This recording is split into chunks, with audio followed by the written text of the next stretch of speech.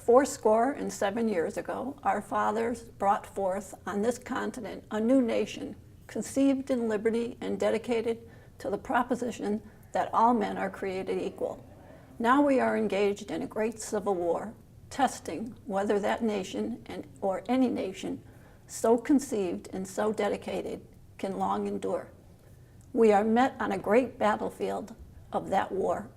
We have come to dedicate a portion of that field as a final resting place for those who here gave their lives that that nation might live. It is altogether fitting and proper that we should do this. But in a larger sense, we cannot dedicate, we cannot consecrate, we cannot hallow this ground.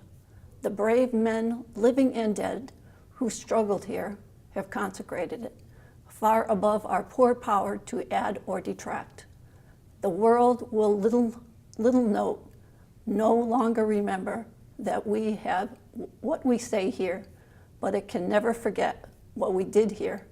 It is for us, the living, rather to be dedicated here to the unfinished work which we who fought here have thus far so nobly advanced.